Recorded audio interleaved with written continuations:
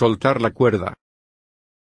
Sunulama era una muchacha que sentía su corazón esclavizado por una relación de amor. Y por más lágrimas que sus ojos derramaban, y por más que su mente le decía que tenía que soltar y nacer a la verdadera independencia, su corazón no sabía cómo salir del torturador apego que padecía. Noche tras noche, tan solo experimentaba un recuerdo obsesivo de aquel ser ante el que se sentía ignorada y humillada. Sunulama estaba confusa y frustrada. Cada vez comía menos y no mostraba verdadero interés por nada.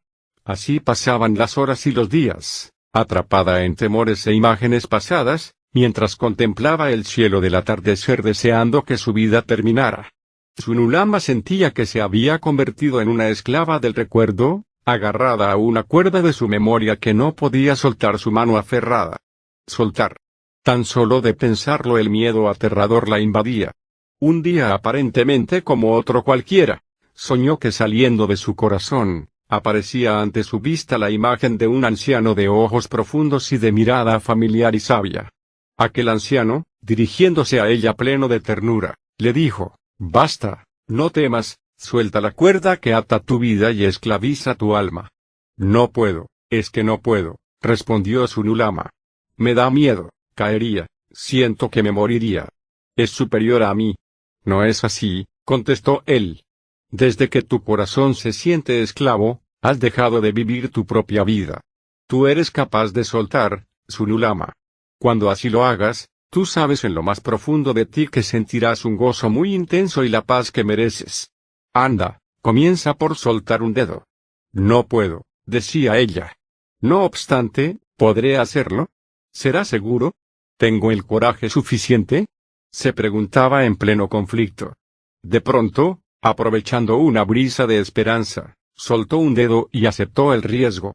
Al momento, se sintió aliviada al ver que no caía, ni nada terrible sucedía, sino que por el contrario una sensación de libertad y paz acariciaban su alma. Pero, ¿sería posible mantener aquella paz y felicidad?, se preguntaba comenzando a sentir las sombras de las emociones y ataduras viejas. «Confía en mí», le dijo el anciano. «Respira hondo y mira en tu interior». Sunulama, siguiendo sus indicaciones, sintió que podía ver con claridad sus miedos, y con una serenidad inusitada contempló las partes más ruidosas de su mente proclamando que soltar más la cuerda sería una locura. Voces asustadas que le advertían que el hecho de soltar iba en contra de todo lo que había hasta entonces deseado e incluso aprendido. Sentía que si soltaba, lo que en realidad le esperaba era un oscuro abismo de desamor y soledad. ¿Deseo realmente la libertad y la autonomía como para arriesgar lo que tanto aprecio?, se decía. ¿Cómo puedo estar segura de que no caeré? Sunulama, respirando profundamente, comenzó a explorar sus miedos y sus deseos. ¿Qué era realmente lo que quería de la vida? ¿Cuáles eran sus verdaderos propósitos? ¿Para qué había nacido? Sin darse casi cuenta, su mente se ensanchaba. Poco a poco comenzó a sentir sus dedos más sueltos, y conforme permitía que algo muy profundo aflojara su mano aferrada, también una corriente de paz y renacimiento brotaba en su alma. Ya tan solo quedaba un dedo asido fuertemente a la cuerda que la esclavizaba. Una parte de ella le decía que ya debía haberse caído a ese abismo que tanto temía. Sabía que soltar ese último dedo era algo que dependía exclusivamente de ella. Intuía que sus miedos eran tan solo fantasmas de su mente, recuerdos de viejas pérdidas, memorias de antiguas heridas que se agolpaban y confundían su cabeza. Confiando en su intuición, aflojó el último dedo, y de pronto observó que nada sucedía. Comprobó que permanecía exactamente donde estaba, y entonces se dio cuenta atónita que había estado todo el tiempo sobre el suelo. Todos sus miedos tan solo habían sido vividos en su mente. Podía salir, abrir puertas y ventanas, sentir el horizonte y respirar la fuerza de la vida que en su interior ya circulaba. Todo el universo renacía en el rostro sonriente de una nueva Sunulama. Su corazón era libre y ya podía aprender a sentir qué era el verdadero amor y libertad que intuía su alma. Las llaves de la felicidad. En una oculta y misteriosa dimensión del universo, se hallaban reunidas las fuerzas creadoras de los mundos, dispuestas a realizar su papel con el ser humano en un hermoso planeta azul. Como quiera que tales dioses tenían un gran sentido del humor, decidieron gastar una enorme broma al ser humano. En realidad, la broma más importante de la vida sobre la Tierra. Para ello decidieron determinar, nada más y nada menos, cuál sería el lugar que a los seres humanos más les costaría encontrar. Una vez hallado depositarían allí las llaves de la felicidad. Las esconderemos en lo más profundo de los mares, dijo uno de ellos. Ni hablar, advirtió otro rápidamente. El ser humano avanzará en sus ingenios científicos y será capaz de llegar allí y encontrarlas. Bueno, pues también podríamos esconderlas en lo profundo de los volcanes, dijo otro de los presentes. Tampoco, volvió a replicar un tercero. Resultará inútil porque así como será capaz de dominar las aguas, también será capaz de dominar el fuego. ¿Y por qué no bajo las rocas más sólidas y profundas de la tierra? Dijo un presente. Inútil, replicó un compañero. No pasarán unos pocos miles de años que el hombre dispondrá de capacidades increíbles para sondear los subsuelos y extraer todos los metales y piedras preciosas que desee. Ya lo tengo, dijo uno que hasta entonces nada había dicho. Esconderemos las llaves en las altas nubes del cielo, un lugar al que el hombre no puede llegar. Tonterías, replicó rápidamente otro de los presentes. Todos sabemos que los humanos no tardarán mucho en volar y dominar los aires. Y qué duda cabe que al poco tiempo de surcar los cielos, las hallarían. Un silencio primordial se hizo en el seno de aquel insólito cónclave de los dioses. Hasta que al fin, el que destacaba por ser el más ingenioso de los dioses, dijo con solemnidad y regocijo, esconderemos las llaves de la felicidad en un lugar que el hombre, por más que busque, tardará mucho, mucho tiempo, en suponer e imaginar. ¿Dónde? ¿Dónde? Preguntaron con ansiosa curiosidad los que conocían de su sagacidad y lucidez. El lugar del universo que el hombre más tardará en mirar y en consecuencia hallar es, en el interior de su corazón. Todos estuvieron de acuerdo. El gran viaje. Tras muchos años de estudio, Ibrahim era capaz de hablar y discutir sobre cualquier tema que estuviese relacionado con el sentido de la vida.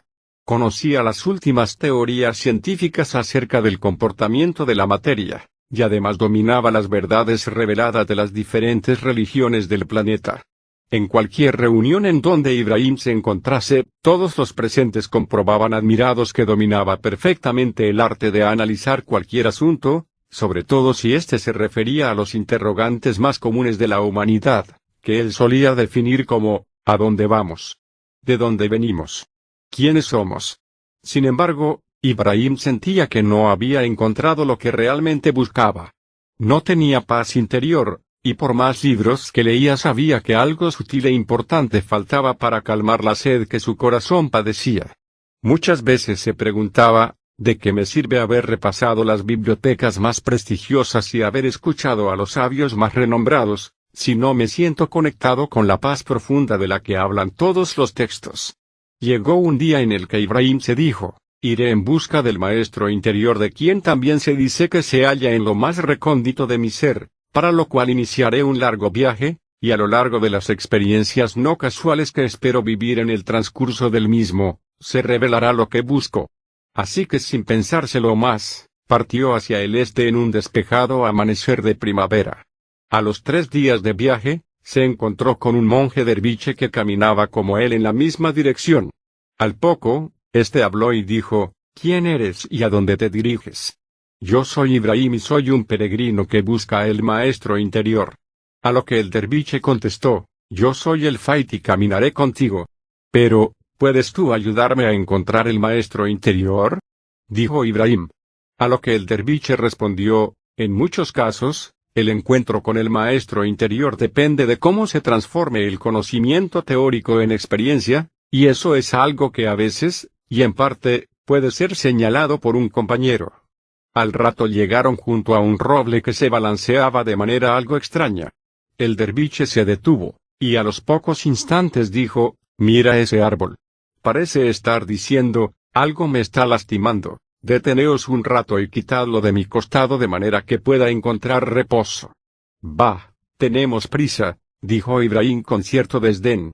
Además, ¿desde cuándo los árboles se comunican con los hombres? A las pocas horas de camino, el derviche dijo, cuando nos encontrábamos cerca del roble creí haber olfateado miel. Puede que la causa de tal olor sea un panal de abejas salvajes construido en un costado del árbol. Si eso fuera cierto, dijo Ibrahim, volvamos deprisa para recoger toda la miel que podamos. Tal delicioso alimento no solo servirá para saciar nuestro apetito, sino que también podremos vender parte y paliar los gastos del camino. Cuando llegaron nuevamente hasta el roble, vieron que otros viajeros habían ya descubierto el panal y estaban gozosos de haber encontrado cantidad tal como para asegurar largo tiempo de marcha. Ibrahim refunfuñó confuso y frustrado, pero en vista de lo cual, siguió adelante en el camino. Al poco tiempo, los dos hombres llegaron a una montaña en cuya ladera se escuchaba un zumbido. El derviche aproximó la oreja al suelo, y tras hacer una pausa, dijo, debajo de nosotros hay millones de hormigas construyendo una colonia. Ese zumbido es un pedido colectivo de ayuda. En el idioma de las hormigas significa, ayudadnos, ayudadnos. Estamos excavando y nos hemos tropezado con rocas extrañas que detienen nuestro avance. Ayudadnos a quitarlas de ahí. El derviche continuó y dijo, deberíamos detenernos a ayudar, o tal vez prefieres que sigamos adelante. Hormigas y rocas no son asunto nuestro, hermano. Tenemos objetivos más importantes. Pues yo por mi parte estoy buscando al maestro interior, contestó Ibrahim. Como quieras, dijo el derviche, aunque se dice que todas las cosas están relacionadas, y supongo que esto no debe ser ajeno a nuestras vidas. Ibrahim no prestó atención a lo que aquel viejo que le acompañaba decía entre dientes, así que siguieron el camino. Pasadas unas horas, de pronto Ibrahim se dio cuenta de que había perdido su cuchillo. Debe habérseme caído cuando me agaché cerca del hormiguero, dijo. Así que volvieron sobre sus pasos buscando el cuchillo. Al llegar nuevamente al hormiguero, no encontraron ni rastro del mismo, pero lo que sí encontraron fue a un grupo de personas descansando junto a una enorme pila de monedas de oro que exclamaban con júbilo, mirad este tesoro que acabamos de desenterrar. Estábamos descansando en este lugar del camino cuando de repente, un anciano derviche muy parecido al que te acompaña, nos dijo, cavad en este lugar y encontraréis aquello que es roca para unos y oro para otros. Ibrahim maldijo su suerte. Si hubiéramos apartado la piedra del hormiguero, tú y yo habríamos sido ricos. Maldita sea. A los pocos días de travesía llegaron a orillas de un río. El derviche se detuvo, y mientras se hallaban sentados esperando a la balsa que se disponía a cruzarlos, un pez emergió varias veces boqueando en dirección hacia ellos. Este pez, dijo el derviche, nos está enviando un mensaje que dice, me he tragado una piedra, agarradme y dadme de comer aquella hierba, dijo el derviche señalando unas matas. Así podré vomitarla y encontrar alivio. Caminantes, tened piedad. En ese instante apareció la balsa que se disponía a cruzarlos e Ibrahim, impaciente por seguir adelante, empujó al derviche dentro de ella diciendo apresurado, crucemos. Al fin y al cabo, los peces no son asunto nuestro. Una vez en la otra orilla, el barquero se sintió agradecido por la moneda recibida y les indicó un lugar cercano en el que podrían pasar la noche. A la mañana siguiente y poco después del amanecer, encontraron al barquero diciendo alborozado a un grupo de personas, en la pasada noche ha pasado una estrella por mi vida. Sucedió que al llegar la hora de retirarme a casa para descansar, aparecieron unos viajeros en la orilla solicitando mis servicios. Y aunque mi jornada de trabajo había finalizado, y además parecían pobres, me dije, bueno, aunque sea por hacer la buena obra del día y recibir el baraga, decidiré ayudarles y realizar el servicio que me solicitan. Pues bien, una vez realizado el cometido, de pronto vi que un pez se había arrojado sobre unos juncos y trataba de comer una hierba curativa. Sentí compasión por él y metí la hierba en su boca. Aquel pez a continuación vomitó una piedra y se zambulló de nuevo en el agua. Ante mi sorpresa, aquel trozo de roca luminosa era un perfecto diamante de incalculable valor. Ibrahim enfurecido le dijo al derviche, eres un demonio. Tú conocías los 3 tesoros por alguna percepción oculta, y sin embargo en ninguna ocasión me lo confesaste. ¿Es eso verdadero compañerismo? El anciano tan solo miró a Ibrahim y sonrió con lucidez y ternura. En ese momento, la voz áurea de un poeta que cantaba junto al río llegó acariciando los oídos de los dos viajeros diciendo: llegará un día en que tras conocer y dominar las aguas, los vientos, las rocas y el fuego, dominaremos para la vida las energías del amor. Ese día habremos despertado del gran sueño, y los astros bailarán la danza sagrada que convierte el conocimiento en conciencia, y la conciencia en amor. La camisa. Había una vez un rey que, habiendo alcanzado un notable nivel de prosperidad y abundancia en los confines de su reino, se sentía triste y desdichado. Su mayor deseo era el de encontrar a tan solo un hombre sobre la tierra que afirmara ser verdaderamente feliz. Una vez que lo hubiera encontrado, pensaba pedirle su camisa para vestirse con ella. Albergaba la primitiva creencia de que vestido con la misma prenda del hombre feliz, de alguna forma experimentaría también su misma felicidad. Lo primero que decidió fue llamar a todos los representantes de las escuelas y de las religiones del reino a fin de formularles una pregunta clave: ¿es usted verdaderamente feliz? En caso de que alguno de ellos afirmase tal supuesto, el rey estaba dispuesto a entregar lo que fuese y vestir su camisa. Uno a uno fue entrevistado personalmente por el monarca, que tras meses de trabajo, comprobó desanimado como ninguno de aquellos personajes se consideraba verdaderamente feliz. El rey y su servidumbre viajaron entonces por todo el país, preguntando a infinidad de hombres y mujeres si conocían a alguien que se considerase feliz. Mucho camino recorrieron sin encontrar a nadie que afirmase tal posibilidad, hasta que, triste y desalentado, pensando que no había felicidad plena en ninguna parte, el rey ordenó el regreso a palacio. Fue entonces cuando un anciano súbdito le relató que había oído hablar de una persona feliz que vivía próxima a los grandes bosques. El rey abrió sus ojos y, pleno de esperanza, envió a sus más fieles emisarios colmados de oro y alhajas, en busca de aquel hombre tan raro, con el fin de conseguir y traer de vuelta su camisa a cambio de lo que pidiese. Después de algunos días de viaje, los enviados encontraron por fin a este hombre, que según se decía irradiaba paz y alegría. Tras saludarlo ceremoniosamente en nombre del rey, le preguntaron si se consideraba una persona verdaderamente feliz. Aquel ser contestó: yo soy el hombre más feliz del mundo. Todos los presentes pudieron comprobar cómo su rostro en verdad reflejaba una intensa paz y sus ojos irradiaban una gran luz. Ante lo cual, le presentaron los cofres cargados de oro y alhajas diciendo: todo este incalculable tesoro te lo ofrece nuestro rey, si tú tan solo le regalas tu camisa. El hombre, mirándolos con estupor y sorpresa, les dijo: imposible. No tengo camisa. El verdadero guerrero. Sator era un verdadero campeón de las artes marciales de su escuela, pero aún a pesar de su destreza, sabía que todavía no conocía plenamente las artes marciales que él en su corazón presentía. Y aunque dominaba el manejo de los músculos y sabía de la rapidez y del coraje, también intuía que carecía de algo importante, algo que quizá tenía que ver con la conciencia despierta. Llegó el día en que decidió cambiar su vida y dirigirse a un lugar en las montañas en el que se hallaba un conocido maestro de nombre Budam. Sator pensaba que aunque dicho maestro no era precisamente el más famoso, quizá porque nunca asistía a competiciones, presentía que era el único capaz de transmitir y despertar lo que en tantas ocasiones atrás había percibido. Cuando se presentó ante las puertas de aquel monasterio, en donde hombres y mujeres eran fuertemente entrenados, pidió a Budam que le admitiese.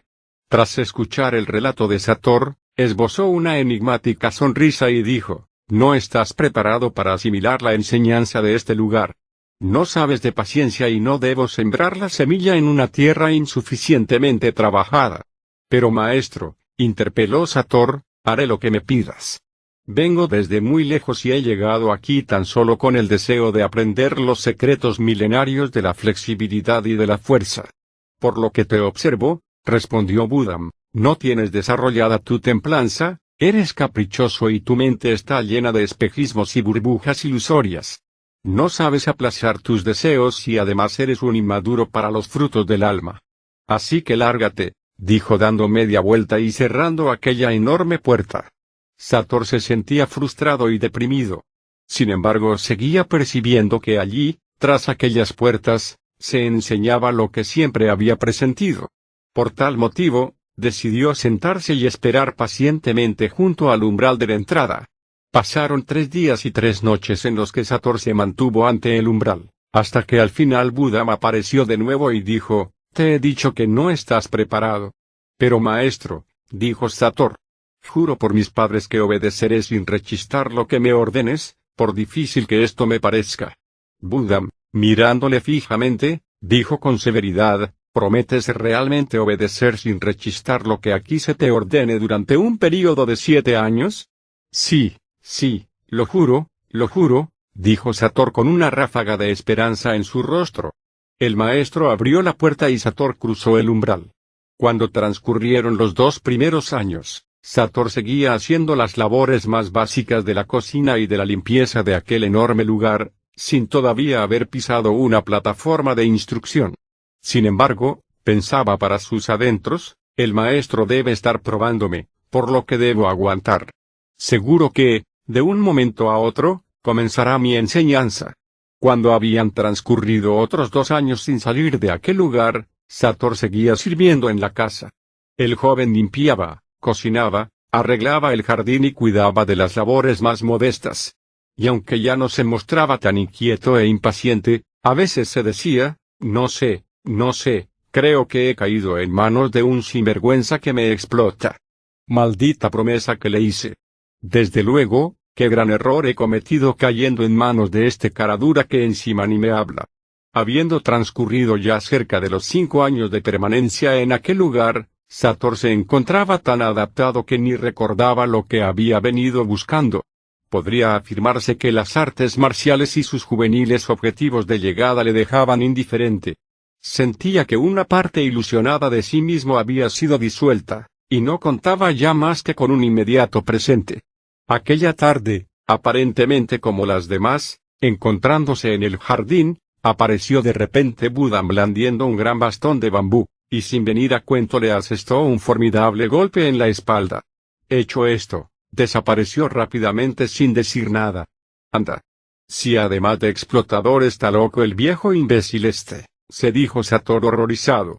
Al día siguiente por la noche, encontrándose Sator dormido, fue de súbito despertado por la nueva llegada de Budam, que le propinó un bastonazo en la cabeza, haciéndole ver todas las estrellas del firmamento. Hecho esto, se retiró rápido y silencioso.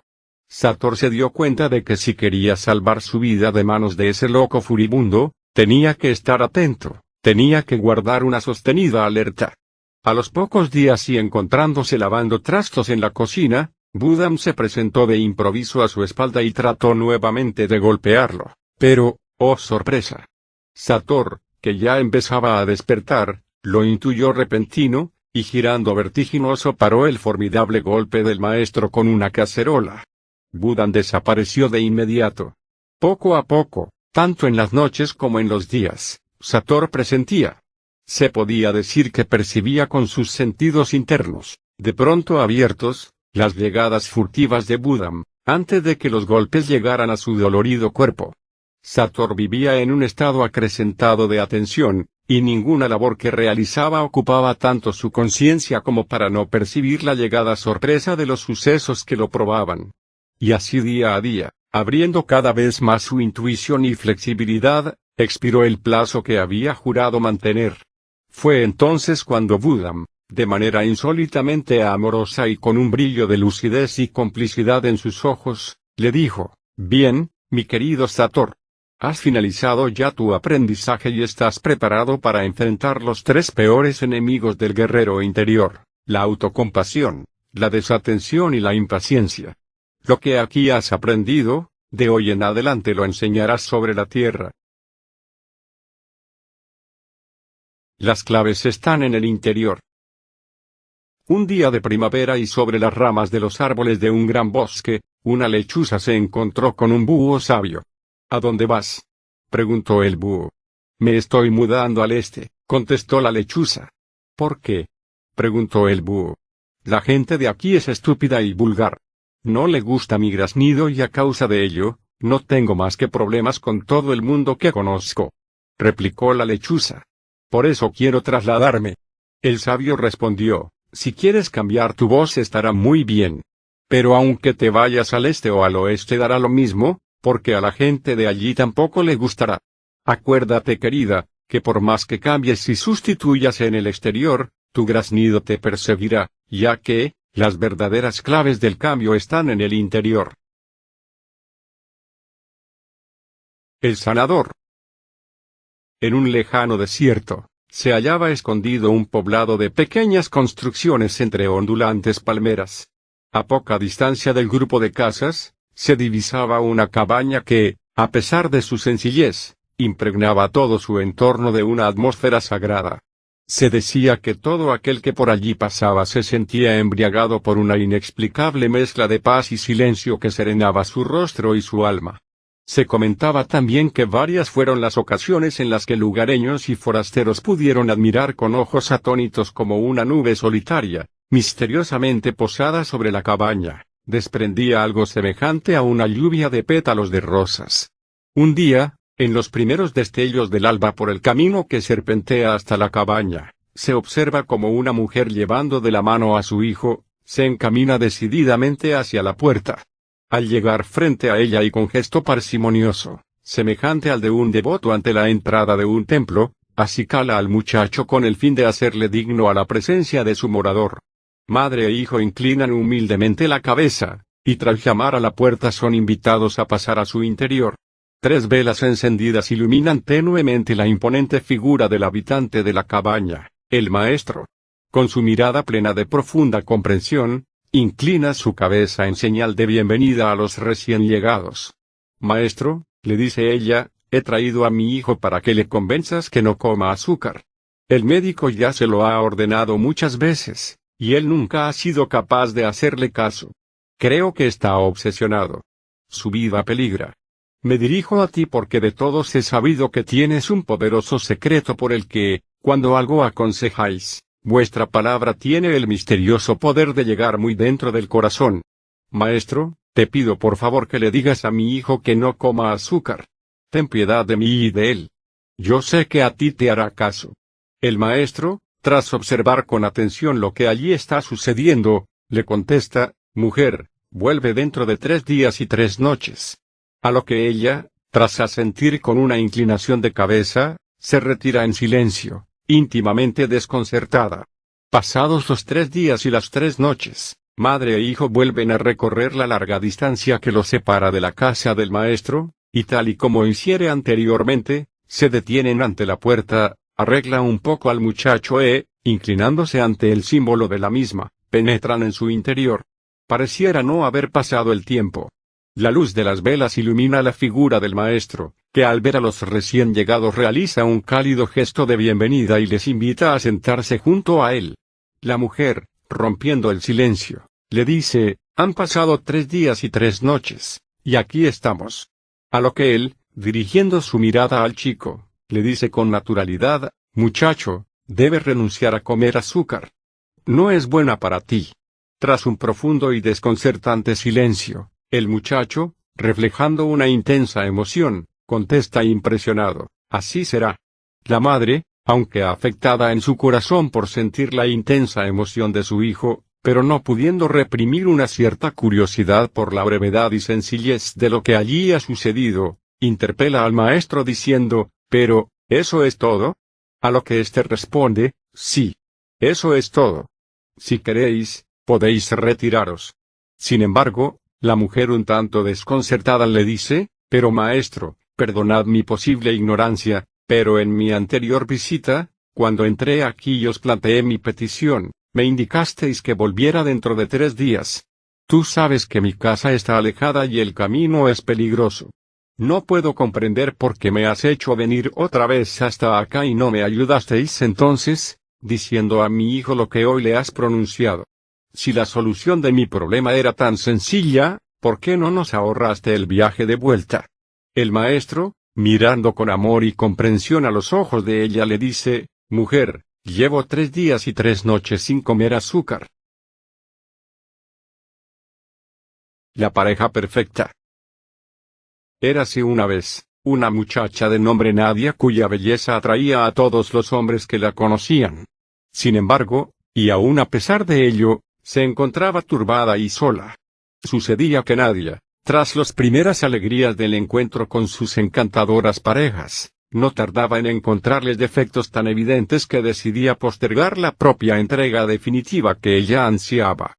Y así pasaba el tiempo en el que Nadia, por una u otra razón, no lograba satisfacer su deseo más ferviente, crear una familia feliz y disfrutar de ella. Tanto sus padres como sus propias amistades, habían celebrado grandes festejos para apoyar su amor con algunos pretendientes, pero ella, al poco tiempo de tratarlos, sentía cómo su amor se marchitaba para seguir anhelando su ideal de pareja perfecta. Algunas personas le decían que ello no dependía tanto de las cualidades de sus parejas, sino que el problema estaba en ella.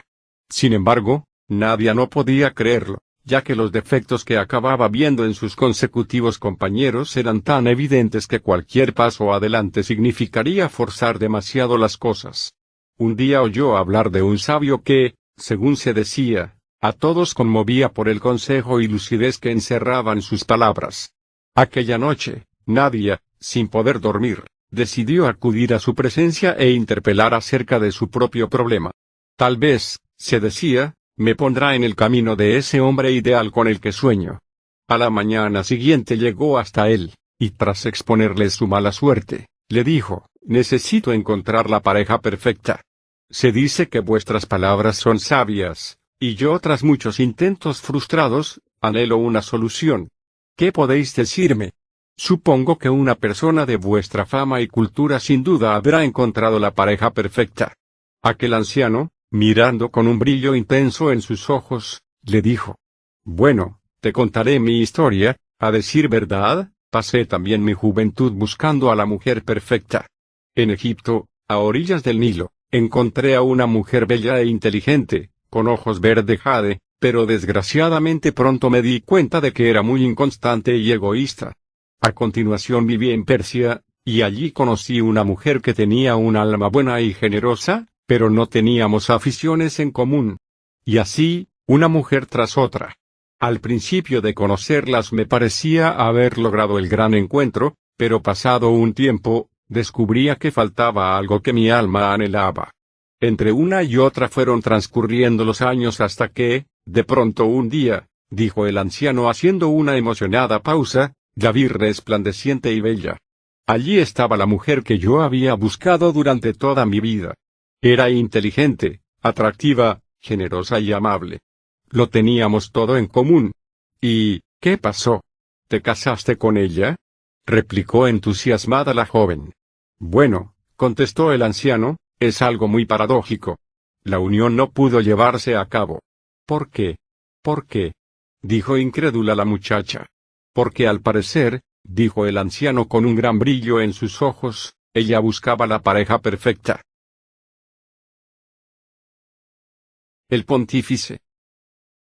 En un lejano poblado próximo a las altas montañas, dos hermanos, Fanuel y Laureano, despedían a su anciano padre, que moría envuelto en una paz completa. A los pocos días, la herencia fue dividida y nacieron dos haciendas de lo que anteriormente era una sola tierra. Al paso de los años, ambos hermanos habían ya desarrollado sus respectivas vidas, y reinaba entre ambos un espíritu de colaboración y vecindad sincera. Los hijos de las dos familias crecían unidos, y en las fechas importantes unos acudían a la casa de los otros para celebrar los regocijos propios de las fiestas. Podía decirse que la concordia y la fraternidad reinaban entre aquellos dos hermanos de alma grande y serena. Pero sucedió un día que un malentendido de apariencia insignificante que podía haberse apagado en un instante, generó tal aspereza que, como fuego arrasador, inundó a los hermanos en separación y discordia. Al poco, el silencio tenso y el reproche bronco iban y venían entre aquellas dos tierras. Cada día que pasaba era más evidente que faltaba aquella alegría de los buenos momentos pasados y del mutuo apoyo en las tristezas. Pasó un tiempo y de pronto, un día cuando Laureano se levantó al alba, Cuán grande fue su sorpresa al ver cómo el río había sido desviado de su curso y ahora pasaba fronterizo dividiendo aún más las dos tierras. Maldito estúpido.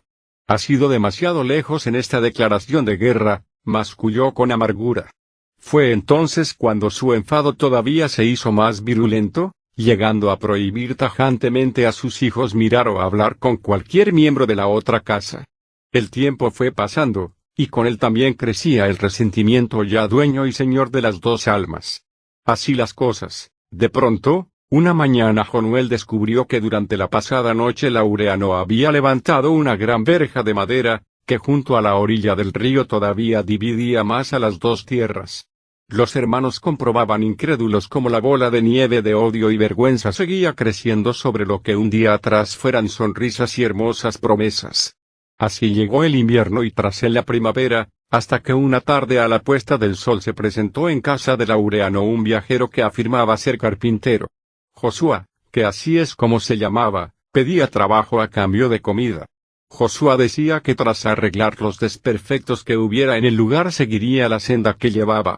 Y dado que parecía un buen hombre no exento de habilidades y ganas, Laureano se decidió a contratar sus servicios y reparar la casa. Aquella noche de apariencia como todas, nadie imaginaba lo que Laureano vería al levantarse al día siguiente por la mañana. Por lo que vio, aquel carpintero, por su cuenta y riesgo, se había dedicado a construir un puente de madera que cruzaba el río, y al parecer no contento con eso había abierto una gran puerta en el muro que dividía ambas haciendas.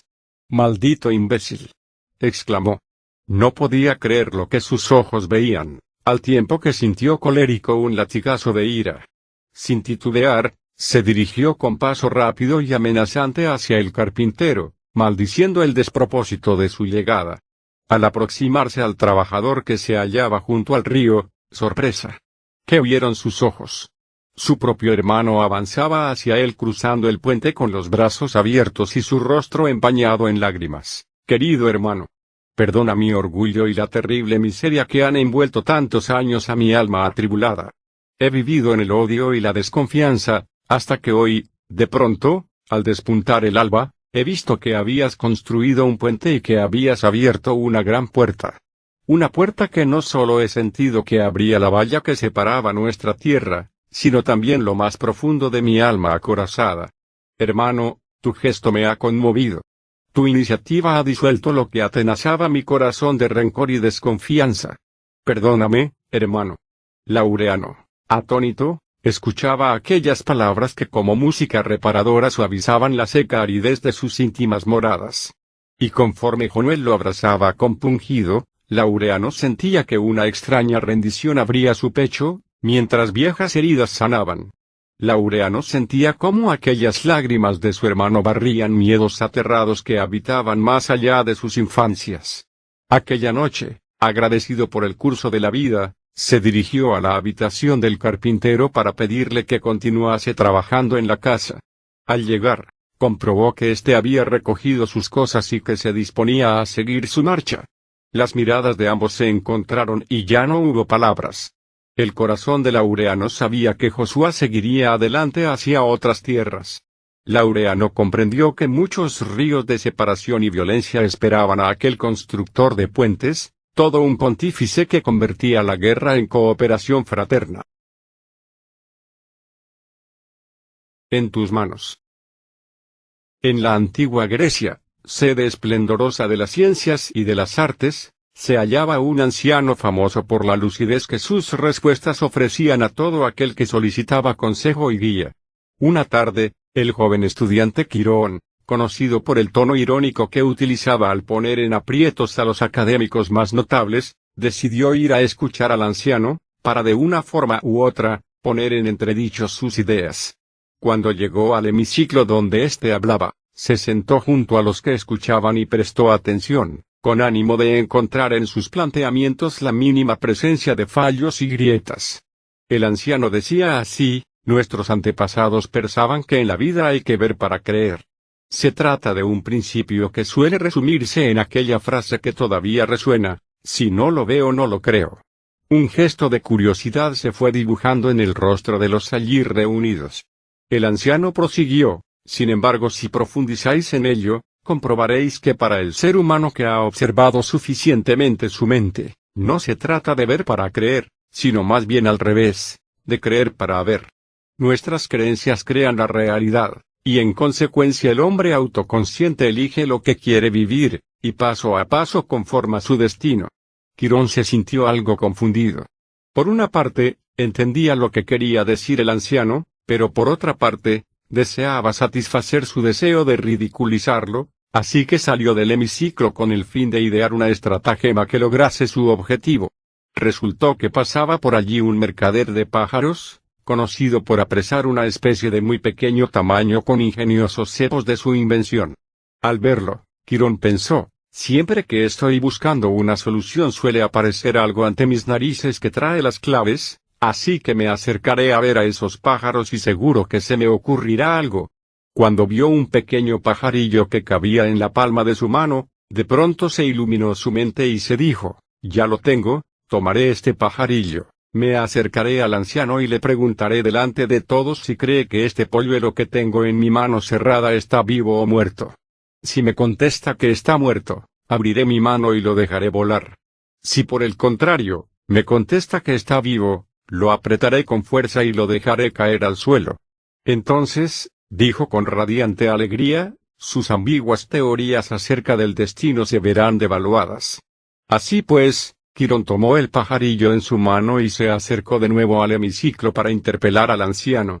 Una vez allí, y levantando fuertemente la voz, le dijo, anciano, decidme, dijo levantando el puño a la vista de todos. Tú que pareces saber lo que hay tras las apariencias, responde mi pregunta. El pajarillo que tengo en mi mano, ¿está vivo o está muerto? Un silencio tenso se hizo entre todos los allí presentes. A lo que el sabio, mirando a los ojos del joven con una profunda ternura le contestó, muchacho, en realidad, la vida y el destino están en tus manos. La fealdad de la belleza. Sucedió en una tarde de verano que la belleza se paseaba por un precioso paraje en las márgenes de un río. El día era tan caluroso que se le ocurrió desnudarse de sus preciosas ropas de finas sedas, depositándolas sobre la hierba a fin de refrescarse con un buen baño. Pero curiosa coincidencia, sucedió que también por allí se encontraba paseando la fealdad con sus ropas descoloridas y sencillas. Al pasar junto al río, se le ocurrió la misma idea que a la belleza, por lo que sin dudar, se despojó de sus ajadas apariencias, y colocándolas junto a las ropas de la belleza se zambulló en el río. Estuvieron un rato chapoteando divertidas hasta que la fealdad decidió salir, mientras la belleza continuaba su baño. Cuando la fealdad llegó a la orilla y contempló las preciosas ropas que la belleza había dejado en la orilla, decidió vestirse con ellas, dejando sus antiguas prendas allí sobre la hierba. Al poco, siguió su camino y se alejó por el sendero. Más tarde, cuando la belleza decidió salir del agua, comprobó que la fealdad se había llevado sus ropas recién estrenadas. A cambio, le había dejado las viejas. La belleza, viendo que la tarde caía y no atreviéndose a la desnudez, decidió vestirse con aquellas ropas y continuar su paseo por entre montañas y valles.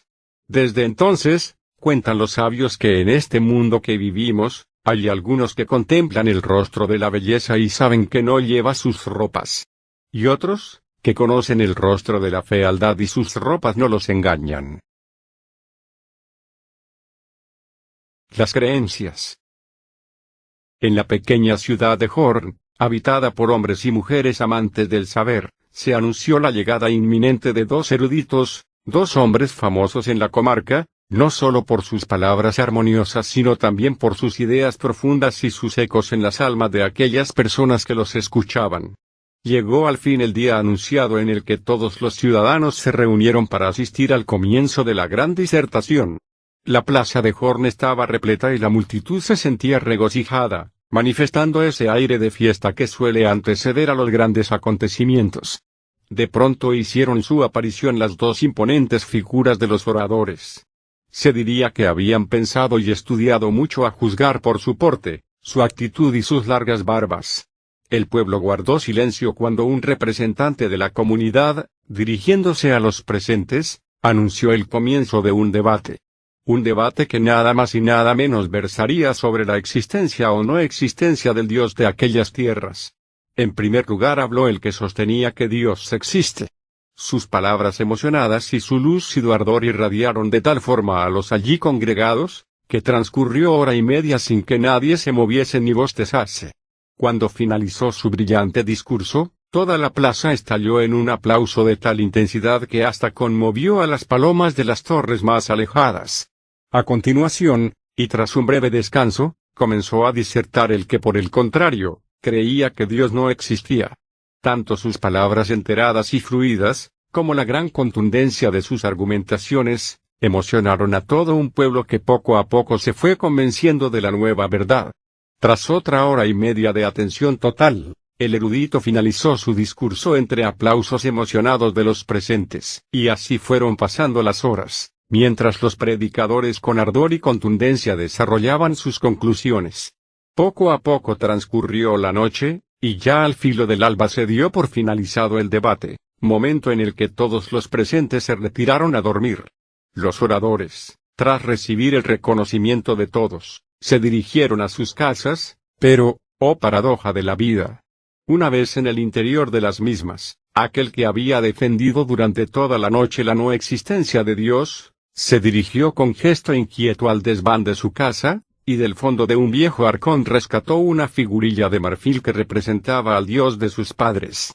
Tras limpiarla del polvo de los años, la colocó sobre una mesita de su dormitorio y le dedicó una pequeña reverencia. Al mismo tiempo, y en una casa situada en el otro extremo del poblado de Horn, el orador que había defendido la existencia del Dios de la comarca, tomó las figurillas que se encontraban sobre un pequeño altar con flores, y envolviéndolas en un paño las escondió en el fondo de un viejo arcón del sótano. Dicen las tradiciones de aquellas tierras que un viejo búho blanco, que por allí volaba, percibió que en aquella comarca pasaba algo, quizá nada extraño. Percibió que, los predicadores se intercambiaban creencias mientras el pueblo dormía. Los palillos de marfil. Cuando el rey Su pidió palillos de marfil con incrustaciones de oro y esmeralda, su fiel consejero Chang se preocupó. Temía que cuando el rey, hombre justo y sobrio, tuviera palillos, nada menos que de marfil con incrustaciones de oro y esmeralda, no se contentaría con la austera vajilla de barro, y tal vez comenzaría a desear vasos de cuerno de rinoceronte y jade. Chang pensaba que el rey, en vez de ocupar su tiempo en el estudio y la reflexión meditativa, lo emplearía en satisfacer sus deseos más primarios, apurando copas de vino junto a cortesanos superficiales. Chang temía que tras la llegada de los palillos de marfil, su rey, en vez de comer frijoles, cereales y pescado con verduras, pediría cola de elefante y tiernos cachorros de leopardo. Difícilmente estaría dispuesto a aceptar las críticas de sus consejeros y por el contrario, se hallaría proclive al halago y la adulación.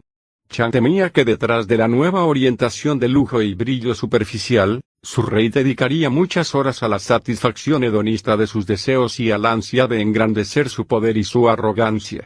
Me siento inquieto. Temo el final de todo esto, dijo el fiel consejero. 7 años después, en efecto, el rey Su tenía un jardín repleto de caprichosos efebos. Torturaba a sus rebeldes con hierros candentes y se embriagaba en un lago de vino. Mientras tanto, su fiel consejero Chang recordaba que todo había comenzado por la llegada de aquellos primeros palillos de marfil con incrustaciones de oro y esmeralda. Un deseo de apariencia y ostentación que como pequeña bola de nieve llevaría al rey Su a la caída lenta e inexorable de su reino. Y es que Chang amaba la sobriedad, porque ya sabía desde entonces algo que decían los sabios antiguos. Sabía que, el adorno y la autocomplacencia adormecen al alma. El silencio interior. Solum y Agrol eran dos amigos que compartían una afición común. Ambos sentían pasión por el estudio de la mente y de todos los aspectos derivados de la conciencia. Conforme avanzaban en sus investigaciones, eran tan capaces de dar la vuelta a todos los conceptos que sus debates presenciaban frecuentemente la puesta del sol y el renacer del alba. Entre los dos amigos, Cada vez se intercambiaba mayor cantidad de información en interminables dialécticas que a veces parecían no llegar a conclusión alguna. Un día de suaves brisas frente a un gran árbol, Solún dijo: Agrol, ¿sabes qué te digo? Que aunque parezca una verdad elemental, he llegado a la conclusión que el viento mueve las ramas de los árboles. A lo que Agrol contestó sin inmutarse: pero Solún, no seas ignorante. Si realmente investigas y observas, te darás cuenta que en realidad, son las ramas de los árboles las que mueven al viento. Por favor, dijo Solún, no digas tonterías. Es obvio que el viento mueve a las ramas. Observa. Qué simple es tu visión, contestó Agrol. Te quedas siempre con las apariencias. Mira la realidad más profundamente y comprenderás que son precisamente las ramas de los árboles las que mueven al viento. De pronto, un sabio anciano que por allí pasaba, dijo irrumpiendo: ni el viento mueve las ramas, ni las ramas mueven al viento. Son tan solo vuestras mentes las únicas que se mueven. La suprema indiferencia. En un amplio patio de la casa más elevada del poblado, descansaba una sabia anciana cuyo rostro se decía que inspiraba una extraña mezcla entre misericordia y firmeza. Era conocida por el nombre de Ramala, y de todos era sabido que sus palabras parecían brotar del manantial de la eterna sabiduría. Un día de sol en el que la anciana se hallaba meditando bajo la sombra de una vieja higuera, se presentó ante el umbral de su casa un joven que dijo: «Sabia amiga, ¿puedo pasar?». «La puerta está abierta», respondió Ramala. El joven, cruzando el umbral y acercándose hasta la anciana, dijo: «Me llamo Majen, y trabajo como artista. Mis realizaciones son sinceras y plenas de sentimiento. Sin embargo, tengo un gran problema. Me atormentan las críticas que se hacen de mi obra y de mi persona. Vivo obsesionado por la perturbación de las descalificaciones, y por más que trato de que no me afecten, terminan por esclavizarme». «Sigue, explícame todo lo que te pasa», dijo la anciana mirándole con amor y comprensión. «Puede decirse que para tomar cualquier decisión», contestó Majen, «necesito la aprobación de los demás. Y sucede que cuando me piden algo que no puedo de inmediato complacer, la tensión que de pronto inunda mi pecho, me llega a quitar el sueño. En realidad, no sé decir no, y por temor a que no me quieran no me permito ser yo mismo con todas las consecuencias.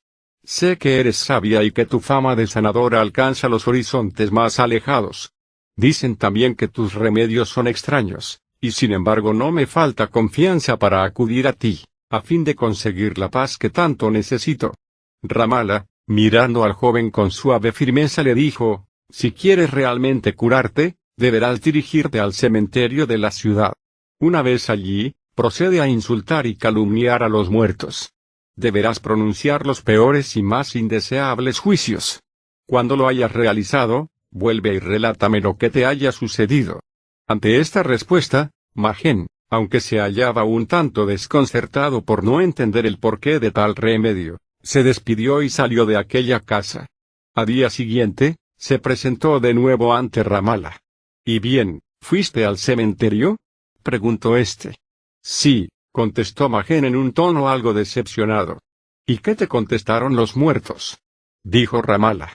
«Pues en realidad», respondió Majen en tono incrédulo, «no me contestaron nada.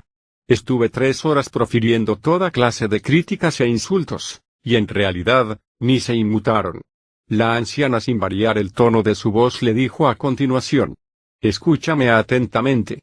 Vas a volver nuevamente al cementerio, pero en esta ocasión vas a dirigirte a los muertos profiriendo todos los elogios, adulaciones y halagos que seas capaz de sentir e imaginar». La firmeza de la mujer eliminó las dudas de la mente del joven, que tras despedirse se retiró de inmediato. Al día siguiente Majen volvió a presentarse en la casa. «¿Y bien?», preguntó Ramala. «Nada», contestó Majen en un tono muy abatido y desesperanzado.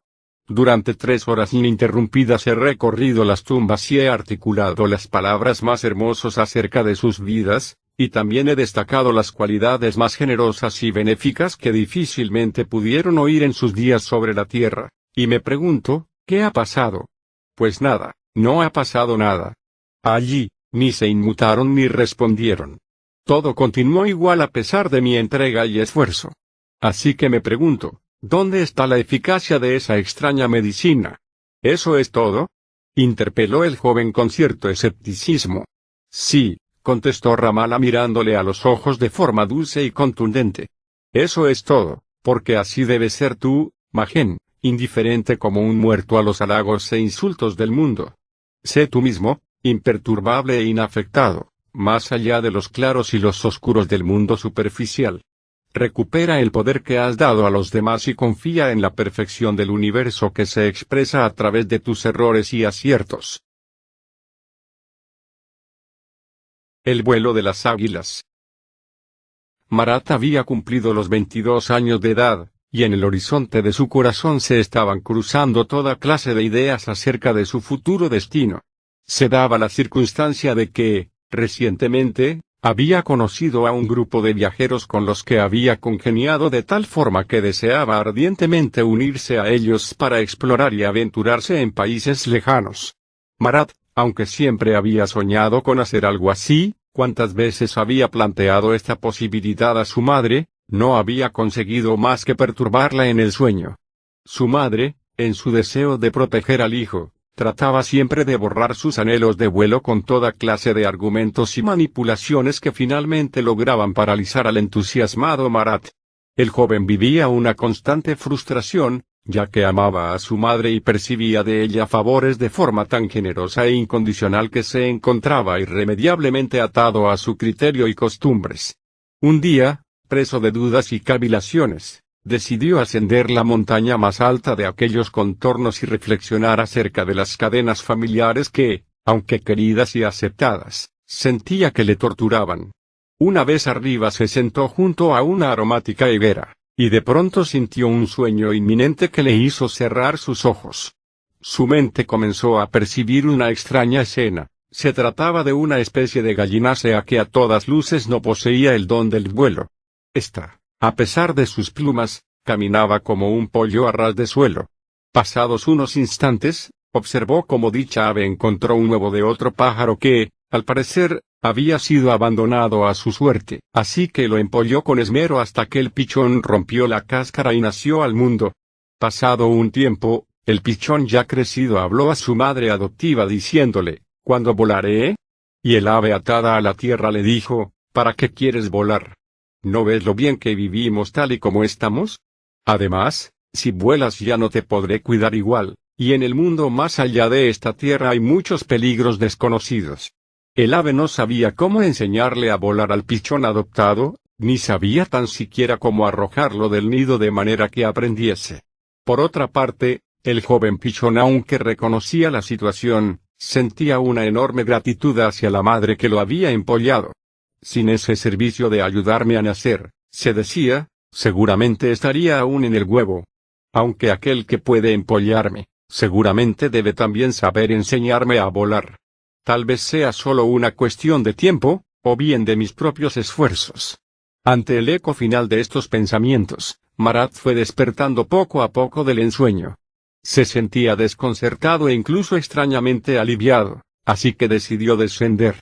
Algo dentro de lo íntimo de su corazón sabía que había comenzado el camino del saber. Al poco, al pasar por una ladera se oyeron las notas de un laúd acompañando el estribillo de una voz, que conmoviendo todo su ser decía, «Si quieres vivir como las águilas, no vivas entre gorriones».